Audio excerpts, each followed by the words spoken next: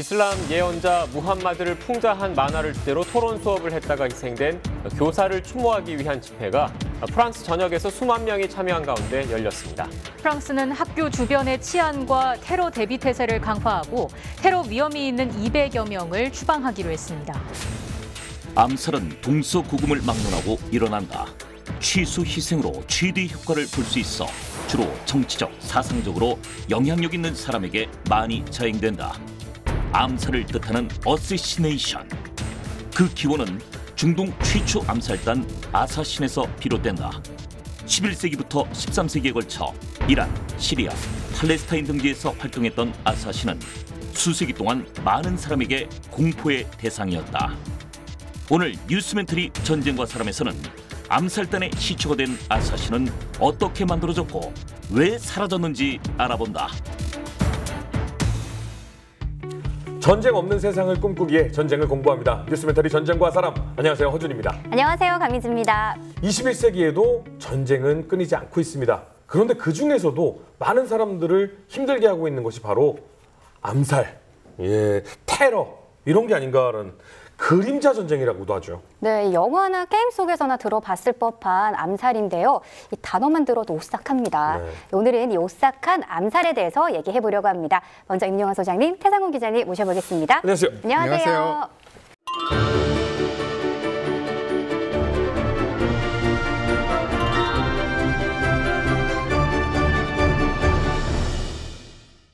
기자님, 저희가 암살에 대한 얘기로 문을 열어봤는데요. 실제로 암살 시도가 얼마나 되나요?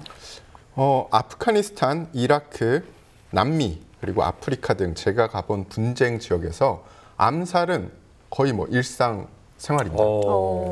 심지어 대통령이나 아니면 군 수뇌부들조차 이 암살 대상이 되고 심심치 않게 피해를 정말로 암살을 당해서 이제 죽는 경우가 생기는 거죠. 네. 이 암살이라는 것은 일반적인 그냥 살인이나 이런 것과는 약간 틀리게 특정인을 지정해서 특별 목표로 죽이기 때문에 공포를 증폭시키는 효과가 매우 뛰어납니다. 혹시 전쟁터에서 목격하신 적도 있으세요? 같은 군복을 입고, 그러니까 아군의 군복을 입고 들어와서 지역 사령관을 암살하는 그런 사건은 있었습니다. 저 몰래 사람을 죽인다라는 게 정말 좀 섬뜩한데요. 이 암살은 역사 속에서도 빠질 수 없는 이야기인 것 같습니다. 우리가 아는 것 이상으로 오래전부터 암살 시도가 있었죠? 그렇죠. 우리가 아는 것보다 정말 많은데 기록으로 알려진 거는 극소수겠죠. 정치적 암살 같은 건 아주 고대부터 있습니다. 최초의 제국이었던 아시리아, 센나케리브 왕이라고 있거든요. 그 사람이 거의 이집트까지 갔었던 굉장히 중요한 왕인데, 이 사람은 기원전 681년 니네베, 그러니까 지금 모술이죠. 거기 신전에서 기도하다가 암살을 당합니다. 근데 범인은 자기 아들이었어요. 아이고. 왕위 계승해서 탈락하니까 아버지를 살해했죠. 우리나라에도 고구려의 광개토왕조차 이 3번의 암살 시도에서 살아남았고요. 고구려의 5대 모본왕 같은 경우에는 신하에게 암살당해서 죽는 첫 번째 왕이 되는 그런 슬픈 역사도 있습니다. 역시 권력이나 정치의 역사 속에서는 나라를 불문하고 암살 사건이 빠질 수가 없네요. 맞습니다. 암살 시도 그리고 성공 이런 것들은 역사를 바꾸기도 했는데요. 어세신. 죄송합니다. 제가 좋아하는 또 이제 여러 가지 영화나 게임이나 이런 걸 보면은 이 어세신이라는 단어가 많이 등장을 하거든요. 근데 이게 결국은 암살단에서 유래가 된 거죠? 그렇죠. 암살을 전문으로 하는 단체는 이게 소설이나 영화에서는 많이 등장하는데, 그리고 사실 현대에 우리가 알고 있는 유력한 정보기관에서 그런 거 양성한다 이런 얘기도 밝혀진 것도 있긴 하지만, 근데 사실 현대 국가는 좀 달라요. 왜냐하면 지금의 국가라는 건 옛날 국가와 굉장히 다르거든요. 근데 아무튼 그 이전 단계에서는 생각처럼 암살단의 존재가 그렇게 많지는 않아요. 있긴 있었을 텐데 그건 그냥 범죄 조직 수준이거나 그런 것이고, 우리가 생각하는 이런 어떤 체계적이고 장기 지속적인 단체는 많지 않죠. 그 1차 세계대전을 계기가 됐던 그 사라예보에서 오스트리아 황태자 부부를 살해했던 그 배후 조직이 흑수단이라는 조직인데, 아마 이 조직이 어떻게 보면 참 희한한 그 진짜 전문 암살 조직인데, 이 팀이 1903년에 그 이전에 네. 세르비아 국왕이었던 알렉산더 오브레노비치와 왕비를 암살했습니다. 그리고 나서 아주 공공연히 이 사람들이 살아남아서 그 흑수단이라는 조직을 운영을 했고 그 결과가 이제 페르디난트 암살까지 이어지는데 근데 여기도 사실 흑수단은 암살이라는 거를 수단으로 활용했을 뿐이지 네. 기본적으로는 정치단체예요. 어쨌든 이런 식의 뭔가 지속적인 암살 단체의 근원이 바로 11세기경에 등장했던 아사신인데 이 말이 사실은 어세신, 암살이란 말의 기원이 됐습니다. 아, 어쌔신, 이게 아사신에서 나온 단어군요. 아사신이 처음 등장했을 때는 언제예요? 많은 설이 있는데요. 일부 사람들은 하사신이라는 페르시아어에서 이 기원을 했다라고 이야기를 하기도 합니다. 이 하사신은 페르시아어에서 대마를 피는 사람들이라는 뜻인데요. 그래서 이 설을 믿는 사람들은 아사신들이 암살을 하기 전에 대마를 피워서 이렇게 이름이 유래됐다 이렇게 얘기를 하는데 사실은 이 대마는 중동 쪽에서 어떻게 보면 기호 이렇게 약물 같은 거였어요. 많은 사람들이 하고 있었기 때문에 이 하사신이 아사신이 됐다 이거는 조금 개연성이 좀 부족하다. 역사 속에서 그러면 이 기원을 찾아봐야 될까요? 어떻게 해야 되나요? 이 역사적인 기록이 있죠. 또 네. 사실은 많은 사람들이 관심을 끌어가지고 조사도 많이 했어요. 네. 근데 다만 좀 후기 조사이기 때문에 이게 전설하고 사실이 좀 얽혀 있긴 합니다만 이것을 이야기하려면 사실 이슬람의 창설부터 들어가야 되는데 632년에 이슬람교를 창설했던 모하메드가 이제 사망을 하죠. 그러니까 죽고 나서 이제 소위 칼리프라는 게 체제가 만들어져요.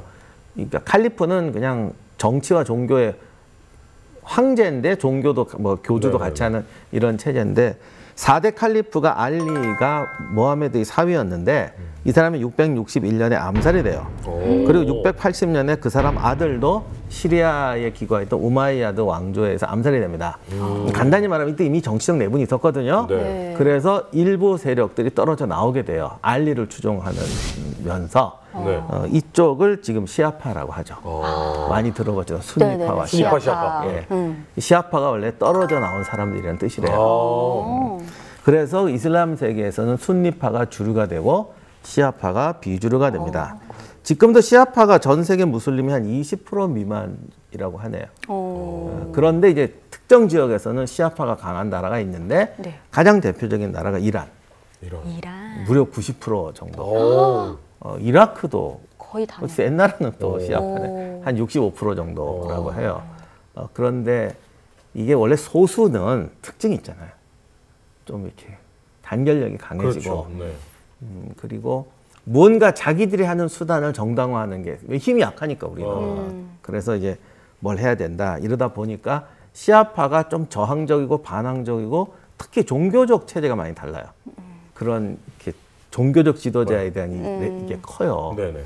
그러다 보니까 요 시아파에서 좀 센 사람들이, 왜냐하면 시아파 내에도 다양한 집단이 있거든요. 그러니까 이런 걸 받아서 좀 소수고 소외된 지역 사람들은 자꾸 더 세지는 거죠. 그래서 또 극렬하게 나온 게 이스마일파라는 파가 나옵니다. 거기서 또 나왔어요. 네. 이스마일파다 그러면 저놈 저거 무서운 놈이냐고 이슬람 세계에서도 탄압을 극렬 많이, 문자 뭐 이런. 네, 좀 단순 극렬이었어요. 그래서 이 이스마일파가 다 이렇게 싫어하는데 그 중에서도 특별한 집단이 나온 게 아사신파예요.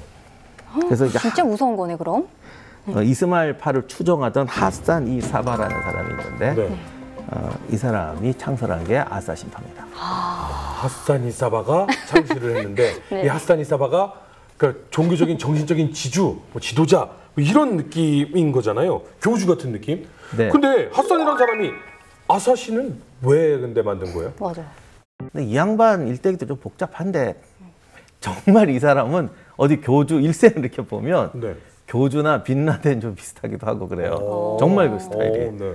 원래 이란의 쿰이라는 지역에 출생했는데 네. 여기가 이란에서도 시아파가 굉장히 센데 그래서 처음부터 굉장히 극렬하고 나름대로 공부도 열심히 하고 막 하는데 스승님이 이렇게 가르치다가 야, 너 아버지 너무 위험하다 이렇게 해서 이제 내쫓아요. 그래서 또 이슬람이 어쨌든 거대한 제국을 형성하고 있으니까 이집트까지 갑니다.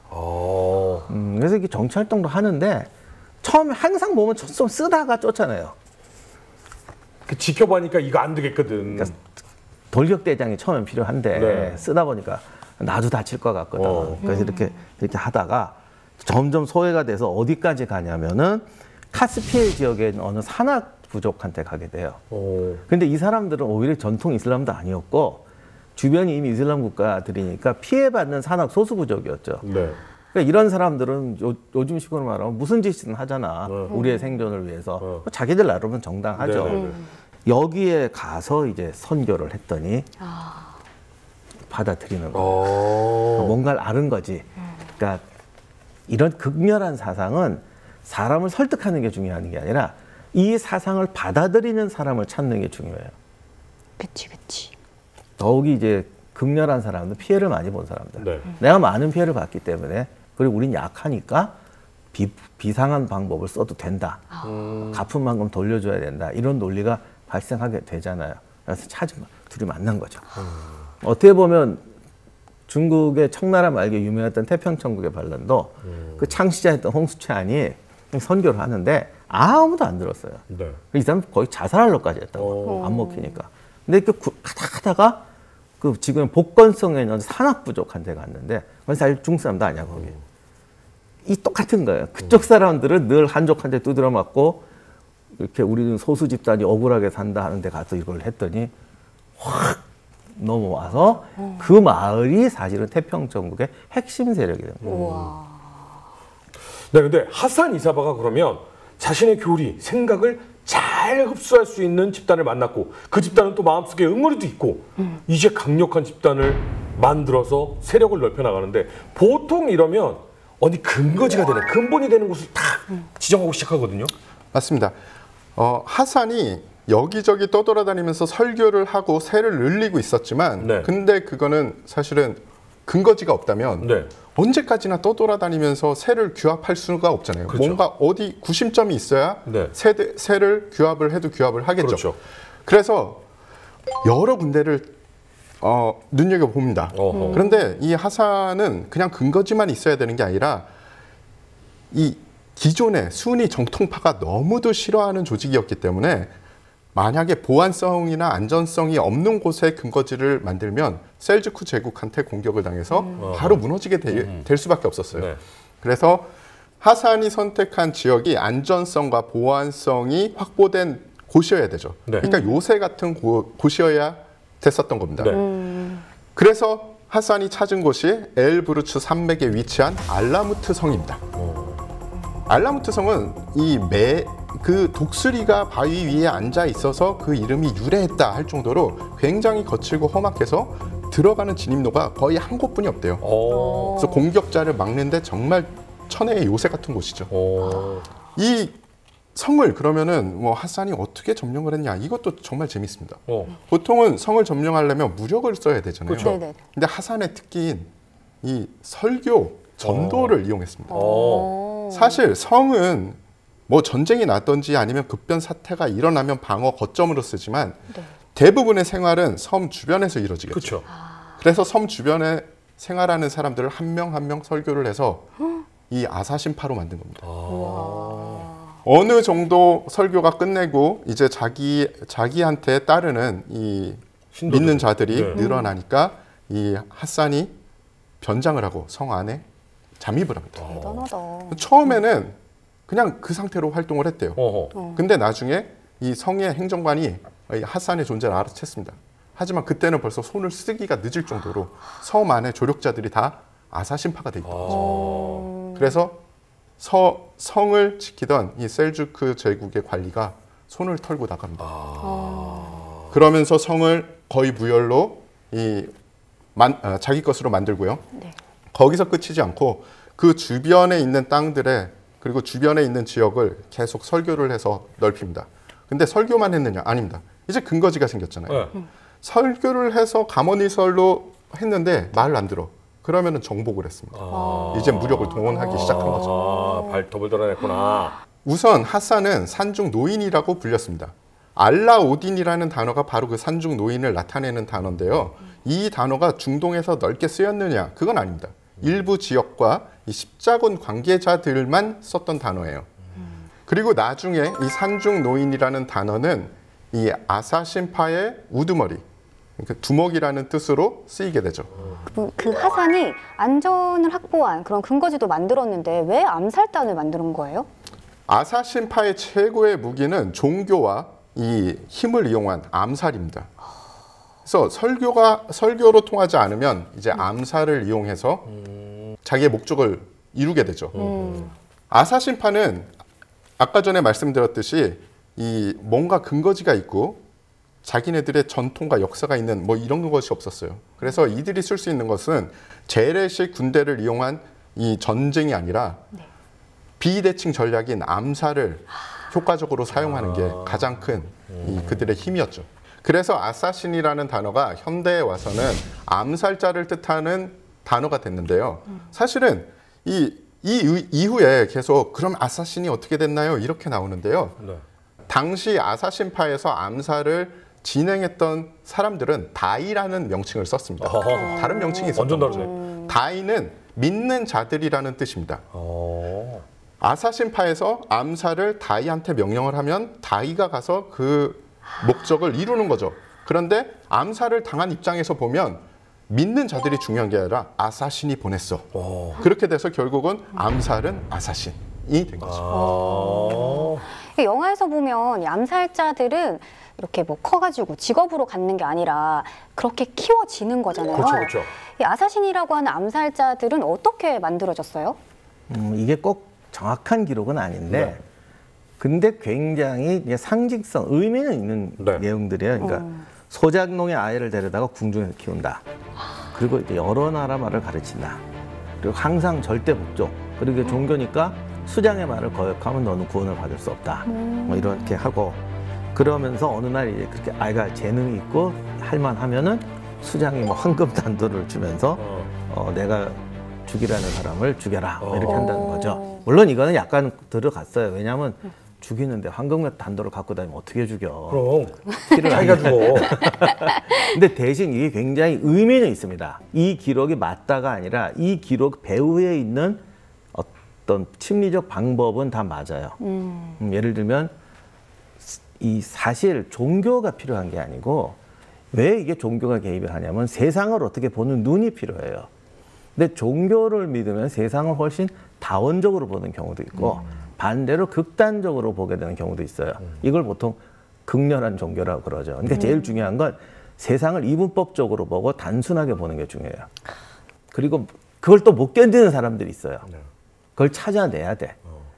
그리고 그런 애들을 찾아내는 과정인데 어릴 때부터 하는 것은 왜냐면 어릴 때부터 키워야 세상을 단순하게 보거든.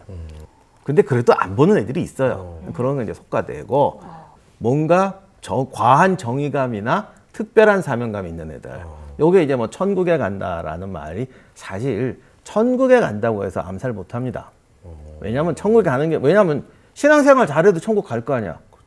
그렇게 신앙생활 잘하는 애라 왜 굳이 남을 죽여야 돼? 그러니까 이거는 이 천국은 그냥 애프터 서비스 같은 것이고 내가 여기서 현실을 포기할 만한 이유를 줘야 돼요. 그거를 주려면은 이 사람이 그게 대한 어떤 굉장한 자부심이나 그런 게 있어야 되는데 못 견디는 사람이 있거든. 저건 악마야. 쟤만 없어지면 세상이 다 아름다워져. 이런 생각을 하니까 너는 악마를 해치울 사람. 이런 걸 부어줘요. 당위성을. 그게 이제 황금 단도라는 말 속에 숨어 있는 의미예요. 그러니까 실제로 황금 단도를 주는 게 아니라 그 사람한테 확실한 사명감을 줘야 돼요. 그런 사명감을 가질 수 있는 사람을 찾아야 돼요. 이런 식으로 가니까 종교가 아니라 사실은 종교를 빙자한 틀이죠. 세상을 단순하게 보는 틀.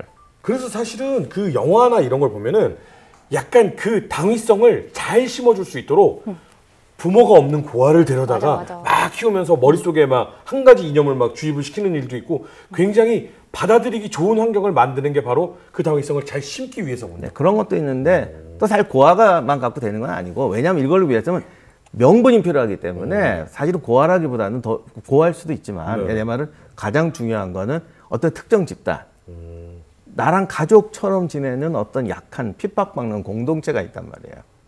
이들을 살리려면 그럼 이들을 살리기 위해서 저항만. 내가 희생하겠다. 이런 그런 명분을 줘야죠. 그러니까 이런 산악 부족이나 핍박받는 작은 공동체 거기에 대한 어떤 명분. 그러니까 이런 것들이 이제 고아, 소장농, 아이, 황금 단도라는 것으로 이렇게 포장이 되는 거죠. 요즘에는 이게 진짜냐 가짜냐에 대한 얘기가 굉장히 많긴 한데 마르코 폴로가 쓴 동방견문록에 아사신이 등장해요? 마르코 폴로가 다니면서 이게 얼마나 좋은 재미난 얘기예요. 네. 그래도 기록을 했는데 요거는 다른 쪽에도 기록이 있어요. 그러니까 마르코 폴로가 창작한 게 아니고 아하. 거기서 돌던 이야기를 쓴 거예요. 아하. 그러니까 이건 사실이 아니지만 네. 제가 좀 전에 말씀드린 그 포인트를 갖고 보시면 그 포인트를 이렇게 윤색됐다. 요 속에 있는 거는 아까 말한 그런 포인트들이다 생각하고 보시면 돼요. 네. 일단 거기에 가면 엄청나게 훌륭한 곳이다. 그래서 뭐 세상의 모든 과일은 다 있고 뭐 아름다운 집과 뭐는 다 있고 막 이러는 건데 천국. 예. 감언이설. 아니 이건 천국이라기보다는 굉장히 좋은 세상이에요. 살기 산에 노인이 좋은. 사는 곳은 살기 좋은 곳이야. 이게 뭘 말하겠어? 원래 우리 이런 데 살아야 돼. 근데 쟤들한테 다 뺏겨가지고 우리가 이런 데 못 사는 거야. 그래서 우리의 위대한 지도자께서 이제 우리의 영토를 회복한 데는 저런 데야. 자, 우린 이런 데 살아야 되는데 너희 친척들은 저런 데 살고 있다. 네가 나가 상권하면 우리도 이런 세상에 살고 살 수 있다. 있다. 이런 것이죠. 뭐 우유가 흐르고 젓가 끓이 흐르고 포도주가 흐르고 뭐 그리고 뭐 엄청나게 아름다운 아가씨들이 뭐 요즘 말로 아이돌 팀이 때로 나와서 춤추고 노래하고 다 해주고 뭐 그래서 거기 한 번 들어가면 빠져나오지 못한다. 근데 요거는 현실 세계지만 네. 사실은 그게 아니라 그런 세상을 네가 만들 수 있다. 이렇게 가르치는 거죠. 그래서 그 지방에 사는 12살에서 20 사이에 있는 청년들을 이렇게 입단 조건이네. 입단시켜서 하자한 대로 다 해주고 아가씨도 뭐 만나 해주고 뭐 이렇게 해놓고 네가 이런 세상 계속 살고 싶으면 나가서 내가 시키는 일을 해라. 뭐 이렇게 시켰다. 그곳을 천국이라고 불렀대요. 네. 근데 천국에 들어가는 것도 또 그냥 한 번에 쓱 집어넣는 것도 아니고 되게 드라마틱하게 네. 들어갔다고 합니다. 보통은 그냥 궁궐이나 아니면 훈련소에 있다가 이제 한 4명이나 6명 혹은 12명씩 찍어서 산중노인이 찍어서 이들을 천국으로 불러들인 거죠. 네. 근데 한참 놀다가 그 얼마나 좋겠습니까? 뭐 우유가 흐르고 젖이 흐르고 포도주가 흐르고 아름다운 여인들이 막 옆에서 시중을 들어주고 그런데 한동안 막 그렇게 즐겁게 지내다가 갑자기 정신을 잃고 나면 다시 궁궐 아니면 훈련소로 들어와 있는 거죠. 우와. 그러면 그 전에도 벌써 종교적으로 세뇌된 이들이 이 산중노인이 너는 천국을 본 것이다 라고 얘기를 하면 아 그런가 보다 아니면 혹은 눈치 빠른 친구들은 알았을 거예요. 아 천국은 뭐. 하지만 너무 좋은 곳인 거죠. 그래서 산중노인이 이제 하는 말이면 거의 다 믿게 되고 혹은 안 믿어도 아 저 사람의 말을 들으면 뭔가 나한테 좋은 점이 많겠구나 생각을 하게 되는 거죠. 그러면 이제 산중노인이 이 세뇌된 믿는 자들, 그러니까 다이라고 아까 말씀드렸죠. 이들을 암살자로 사용을 할 때 이런 방식을 썼다고 합니다. 암살자로 이제 가서 임무를 해야 되는 친구를 데려다가 너는 이러이러한 자를 이리이리하게 죽여라. 그리고 만약에 네가 죽이면 너는 천국으로 갈 것이다. 그러면은 대상이 된 사람이 아무리 믿는 자라도 조금 흔들릴 수도 있잖아요. 그렇죠. 나 죽으면 어떡하지? 나 죽으면 천국에 못 가는 거 아닌가? 하지만 앞에 있는 산중노인은 벌써 그 천국으로 자기를 데려갈 수 있는 그런 그 능력이 있는 능력자라고 믿고 있으니까 산중노인이 네가 죽어도 내가 천사를 보내서 너를 천국으로 인도할 것이다. 맙소사. 네, 이러면 아 그래 이분은 이럴 수 있어 라고 생각을 하는 거죠. 그때 아까 박사님이 말씀하신 황금 단도가 나옵니다. 황금 단도를 주고 자 그러면 이걸로 가서 이 암살을 하거라 라고 하는 거죠. 근데 아까 박사님도 말씀하셨듯이 암살을 하는데 황금 단도를 준다는 거는 이거는 그냥 정말 드라마틱한 이야기를 지어내고 상징성을 준 거지 암살하는 무기는 제가 그 암살 현장에도 가봤지만 암살하는 무기는 특별한 무기가 없어요. 왜냐하면 특별한 무기를 지니면 그거 자체가 증거가 되잖아요. 암살범이라고 의심이 눈에 되지. 띄는데 황금 단도를 준다. 이거는 말이 안 되는데 중동 지역 특히 예멘 같은 곳은요. 아이가 나중에 어른이 되면 넌 성년이 됐다는 의미로 단도를 줍니다. 아 진짜? 예. 그리고 단도마다 또 다 사연이 있어요. 만약에 할아버지가 우리 가족의 원수인 누구를 죽였다 그러면은 그 아이한테 주면서 이거는 너희 할아버지가 무슨 부족의 목을 땄던 그 단도다 이렇게 주는 거예요. 그러니까 중동에서는 단도라는 의미가 이 성인이 됐다 혹은 너는 이제 책임질 나이가 됐다는 것을 뜻합니다. 11세기 산중 노인이라 불리는 하산의 사바흐는 이란 북부 알라무트에 요새를 마련하고 비밀 암살 조직인 아사신을 만든다.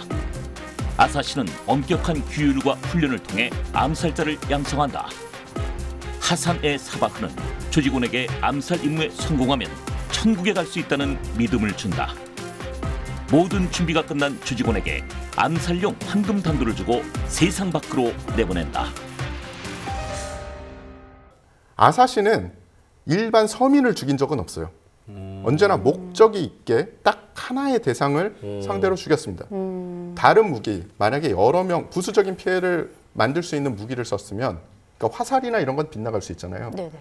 그런 거는 적합한 암살 무기가 아니었던 거예요. 아사신 파이는.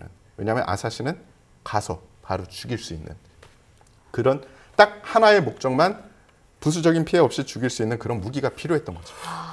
근데 지금 우리가 산중노인 자꾸 이렇게 얘기하니까 뭔가 있어 보이는데 그게 아니라 학교에서 야, 너 이거 사상에 문제가 있어 쫓겨나고 여기저기 갔다가 야, 너는 진짜 문제 있는 아이구나. 문제 있는 사람이네. 극렬 분자야. 라고 해서 쫓겨났던 이 핫산이에요.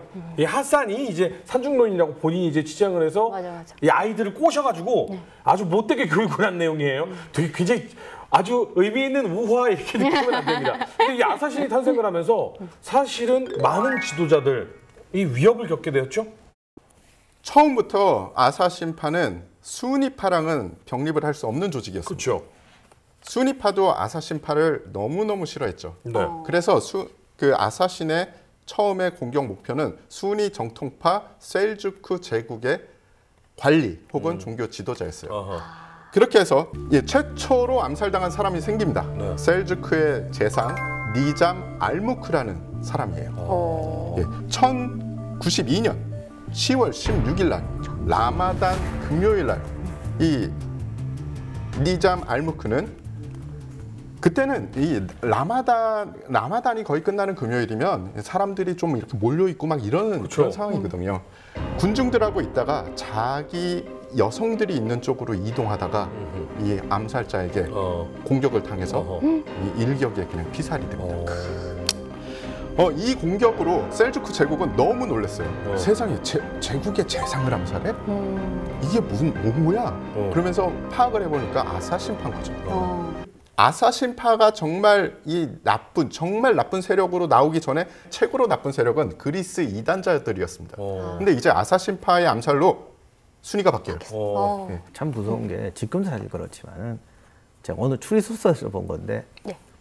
범죄인 암살자는 충분히 방어할 수 있다는 거예요. 근데 이런 암살은 기본적으로 단도로 한다는 건 죽겠다는 자기도 죽는다는 거거든요. 그러니까 정치적 암살이 무서운 건 자기도 같이 죽자고 하는 거기 때문에 이건 막을 수가 없다는 거예요. 요즘 뭐 폭탄 쫓기 같은 게 그런 거잖아요. 그러니까 이런 암살은 정말 막기가 힘들어요. 그러니까 프로보다도 아마추어가 더 막기 힘든 거예요. 이게. 그 내가 죽어도 상관없으니까 나는 천국이야 바랄라 이렇게 되니까 그죠? 이 이후에도 많이들 그럼요. 암살당했죠. 암살이 그냥 그걸로 끝난 게 아니라 그거는 그냥 첫 번째일 뿐입니다. 그 다음에 1107년에 이 알무크의 아들 이 파크르 알무크 역시 이 암살을 당하고요. 그리고 1109년에 이스마일파의 숙적 우바이드 알라 알 카딕 역시 암살을 당합니다. 근데 아사신파가 맨날 암살을 성공시키고 암살만 무기로 썼느냐? 그건 또 아니라고 해요. 일부 자료를 보면 만약에 암살을 하기 힘든 술탄, 그러니까 되게 큰 권력자죠. 술탄이라고 치면은 아까 말씀하신 대로 정말 제국의 최고의 권력자인데 네네. 암살을 하기 힘들면 암살만큼 효과적인 협박을 또 도구로 썼다고 합니다. 협박하는 방법도 되게 세련됐습니다. 일단 술탄의 침소에 갈 수 있는 시중을 돈으로 매수를 합니다. 그리고 시중한테 단검을 하나 주죠. 시중은 밤에 몰래 가서 술탄이 자고 있을 때 바닥에다 단검을 살짝 꽂아놓고 나오는 겁니다. 아무 짓도 안 해요. 그냥 단검만 하나 꽂아놓고 나옵니다. 다음 날 아침에 술탄은 잠에서 깨겠죠. 그리고 보면 단검이 꽂혀 있는 겁니다. 그러면 범인 색출을 하겠죠. 범인 색출에 범인이 안 잡혔습니다. 그러면 이거 정말 어떻게 보면은 제국의 술탄의 처소에 누군가 들어와서 단검을 꽂아놓은 일을 우리가 공표를 할 수가 없겠죠. 비밀리에 붙입니다. 근데 때마침 그 다음날 산중 노인과 협상이 잡혀 있는 거죠. 협상을 처음은 그냥 그대로 진행을 하다가 산중 노인이 딱 타이밍을 봐서 술탄한테 주변에 사람들이 없을 때 이런 이야기를 합니다. 어제 딱딱한 바닥에 꽂혔던 단검이 폐하의 부드러운 가슴에 꽂히지 않기를 바랍니다. 그러면 얼마나 무섭겠어요. 이거는 거의 전설 같은 이야기라서 그리고 이때 당시의 기록이 십자군이나 아니면은 순위파 쪽 기록은 좀 남아 있는데요. 이 아사신파는 나중에 몽고 제국한테 멸망을 당하면서 대도서관이니 모든 기록이 다 불타올라가지고 이 두 가지의 기록을 확실하게 우리가 뭐가 맞다라고 얘기할 수는 없어요. 그래서 이런 좀 전설 같은 건데 뭐 이런 암살보다 어떻게 보면 더 효과적인 피 한 방울 안 흘리는 이런 협박도 매우 잘 써먹었다. 보통 영화에선 그러죠. 그 보내드린 선물은 잘 받으셨나 모르겠어요. 근데 사실 이쪽에만 그 암살 시도나 이런 게 있었던 건 아니죠? 그렇죠. 십자군 왕국의 수장들도 암살당했는데 이게 문제는 정확하게 인들은 잘 모르지만 그래도 꽤 거물들이 암살을 당해가지고 그런 경우도 있고 또 하나는 이제 화가 나니까 토벌하러 가잖아요. 토벌하러 가면 그 안에 있는 충성시민 애들이 이때 아닙니까? 그러니까 그 토벌 때 장군이 암살당하거나 아이고야. 똑같이 옆에 누군가 죽거나 뭐 이렇게 되면 또 협상. 지네가 실패했지만 말은 그렇게 하는 거지. 어제 내가 참 미프 하나만 죽였는데 내일은 당신 차례요. 뭐 이렇게 하면은 뭐 협상하고 돌아오고 막 이렇게 되고. 근데 몽고군한테는 안 먹혔다고 그러는데. 그 아사신이 암살을 하거나 위협을 안 한 존재들이 몇이 있는데 몽고군이나 아니면은 십자군 기사단 같은 존재한테는 암살로 위협을 하거나 암살을 안 했대요. 그들이 왜 안 했냐? 이 십자군 기사단의 수장은 어차피 한 명이 죽으면 바로 교체가 되거든요. 그리고 그게 그렇게 큰 일이 아니에요. 이 사람들은 전투 집단이기 때문에 뭐 위에 수장 하나가 죽었다고 이제 큰일 났다. 우리는 어떡하지? 이런 거가 없습니다. 벌써 돌발 계획이 잘 짜여 있는 집단이기 때문에 그래서 아사신파는 그 기독교 십자군 기사단에는 오히려 세금을 냈습니다. 그때 당시 암살당하신 분이 그렇게 많다면서요? 예, 아사신에게 암살당한 유명한 사람들의 명단은 아래와 같습니다. 이거는 좀 근데 사실은 추정도 들어가 있어요. 1122년에 파티마 와자르 알 아부달이 암살을 당했고요. 1123년에 아부 하라위가 암살을 당했습니다. 1124년에 알레포의 이븐 알 카사브가 암살을 당했고요. 1143년 셀주크의 술탄 다우드가 암살을 당했고 1152년 트리폴리의 레몽 2세가 암살을 당했고요. 1192년 몬페라도의 코라도가 암살을 당했습니다. 이게 아주 유명한 사람들의 명단일 뿐이지 뭐 그 산중노인 몇 대냐에 따라서 명단이 50개 혹은 그 이상이 되는 그런 것도 있죠. 진짜 십자군 전쟁 때 이슬람의 영웅이었던 살라딘도 이 리스트에 올라갈 뻔했죠.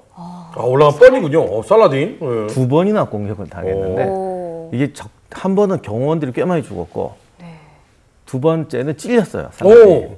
근데 속에 갑옷을 입고 있어갖고 다니는 당시 하도 아사신이 설쳐가지고 유명한 지도자들은 다 갑옷을 입고 사실 무슨 고생이야 그게. 진짜 무거웠겠다. 그러고 근데 그것도 뚫고 죽은 사람도 있고 살라딘은 다행히 살았고요. 그래서 살라딘은 그 사건 이후로 두 번째 암살 사건 이후로 일반적인 뭐 군막이나 처소에서 안 자고요.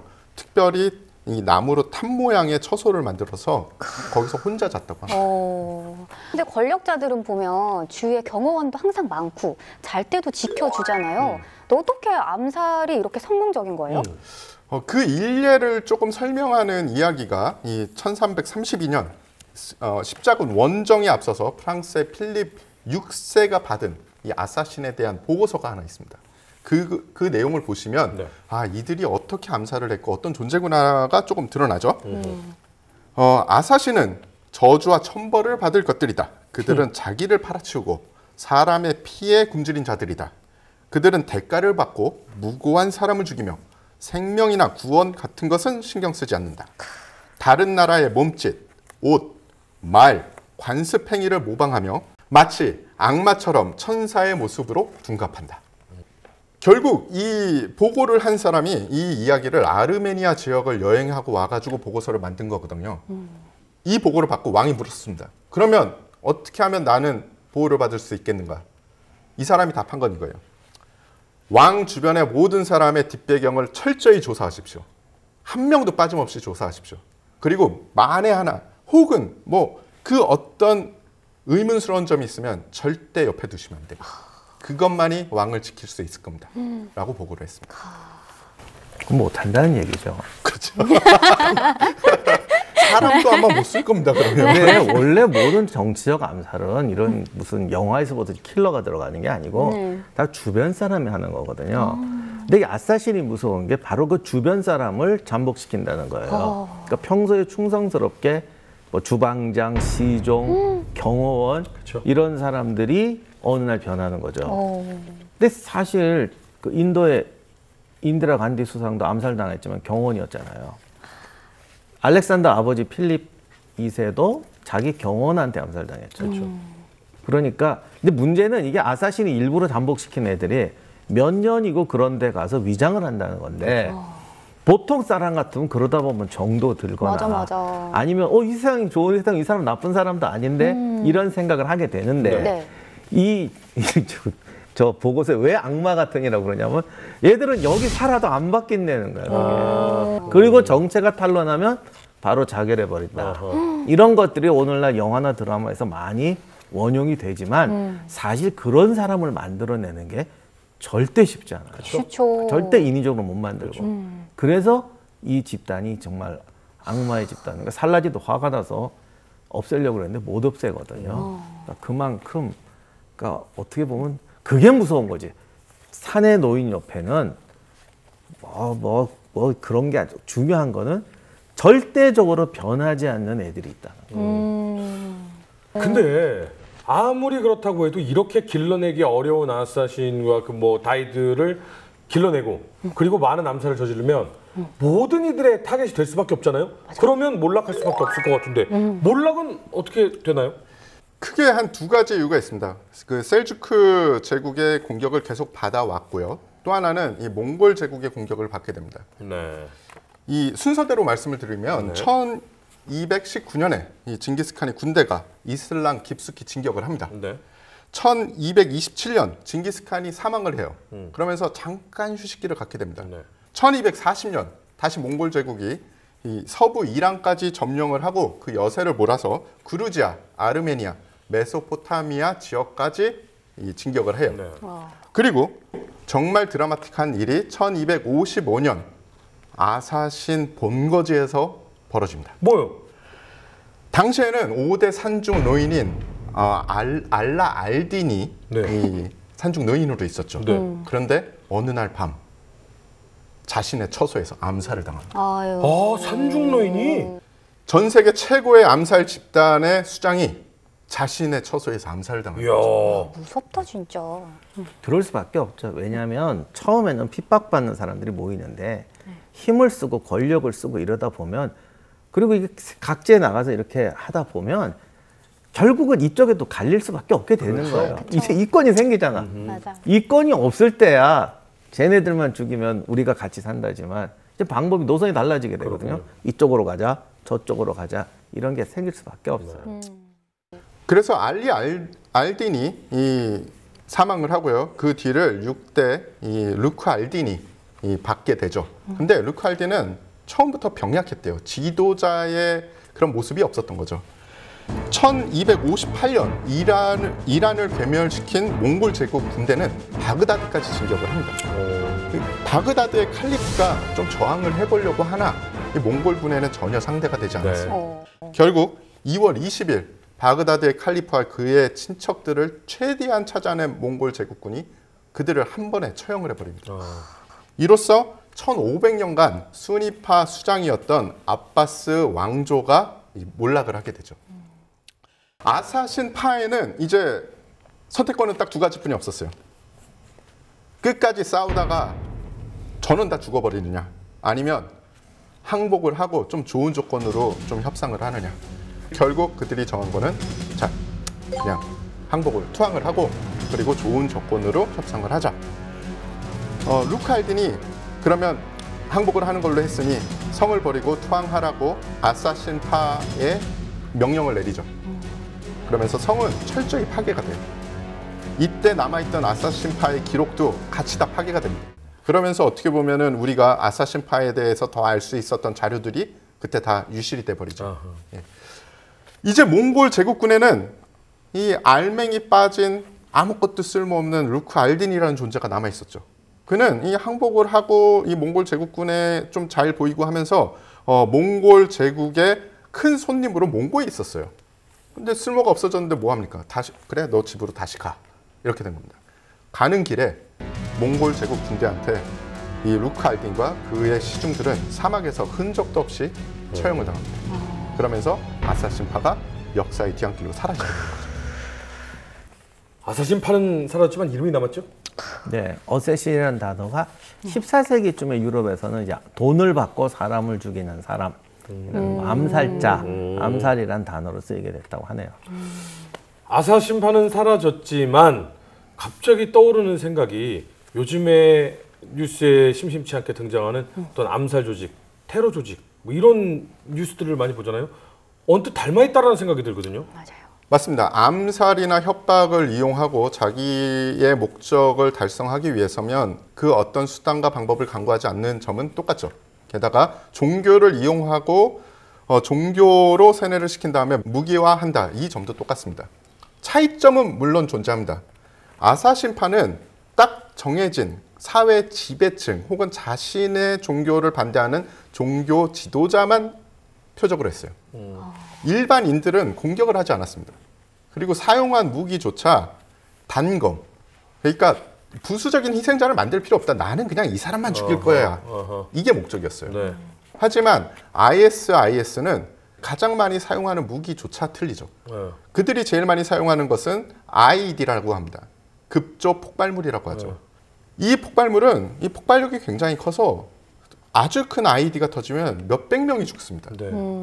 자기가 물론 이 IS도 자신들이 원하는 표적은 하나 혹은 뭐 몇 명이 있을 거예요. 근데 그들을 죽이자고 그 주변 사람들도 다 죽이는 거예요. 아사신은 그때 당시에 이 홍보 효과를 위해서 금요일 날 사람들이 많을 때 암살을 많이 시행을 했는데요. 네. IS는 이제 현대에는 그럴 필요가 없게 됐죠. 왜냐? 소셜 네트워크가 돼 있고 그리고 인터넷상으로 되게 많은 수단이 있습니다. 그 수단들을 이용해서 자기네들이 얼마나 목적을 위해서라면 못할 게 없는 조직인지 홍보를 하는 거죠. 프랑스 니스의 노트르담 성당을 비롯해 최근 곳곳에서 이슬람 극단주의 추종자들의 테러 공격이 잇따르고 있습니다. 최근 2달간 이슬람 극단주의 추종주의자들이 각국에서 벌인 테러는 5건입니다. 흉기 살해와 난동, 흉기 소지가 대부분입니다. 최근 유럽 내 이슬람 극단주의자들은 IS나 알카에다 등 특정 단체와 관계없이 SNS를 통해 행동과 성향을 모방하며 이슬람 극단주의를 강화하고 있습니다. 네, 지금까지 아사신에 대한 얘기 잘 들었습니다. 오늘 어쌔신이라는 단어가 어떻게 시작됐는지부터 해서 얘기를 나눠봤는데요. 오늘 저희가 뭘 좀 배워가면 좋을까요? 그러니까 인간의 폭력의 역사에 사실 이거는 그러니까 아사신 같은 사람을 만약에 만나서 당신은 왜 이런 짓을 하냐고 그러면 너희들도 폭력을 행하지 않느냐 늘 똑같은 말을 해요. 우리는 폭력에 대항할 수단이 이거밖에 없다. 근데 사실 폭력은 정당한 폭력이란 있질 않죠. 그렇죠. 그러니까 뭐 걔들이 맞다고도 할 수 없지만 또 그렇다고 해서 걔네들의 분노가 완전히 잘못된 데서 나왔다고 할 수도 없는 거죠. 그래서 폭력이라는 부분에 대해서는 강자든 약자든 간에 행사하지 않는 세상이 와야 되기는 됩니다. 우리가 생각을 해볼 것은 그 대단해 보였던 아사신 역시 그들은 폭력으로 흥했죠. 암살과 협박으로 흥했는데 결국 자신들도 암살로 그리고 협박으로 무너졌습니다. 우리 마음대로 우리는 정의니까 이만큼 폭력을 행사해도 돼. 남한테 이 정도로 해도 돼. 라고 정한다면 그거는 선을 넘은 폭력이 될 수 있는 거죠. 전 사실 두 분 이야기를 들으면 항상 그날에 머릿속에 꼭 심어놔야겠다라고 하는 내용을 정리를 하곤 합니다. 근데 오늘만큼 어려웠던 적은 없는 것 같네요. 정의를 위한 폭력, 그리고 무언가를 지키기 위한 폭력. 그 어떤 폭력이 정당할까요? 여러분들의 의견도 한번 저희에게 좀 댓글을 통해서나 반응을 좀 보여주셨으면 좋겠다라는 생각이 드는데, 그래도 오늘 이 방송을 통해서 많은 것들을 배워갔던 것 같습니다. 좋은 말씀 감사드리고요. 저희 뉴스 배터리 전쟁과 사람은 다음번에 더욱더 흥미로운 주제를 가지고 돌아오겠습니다. 여러분 감사합니다.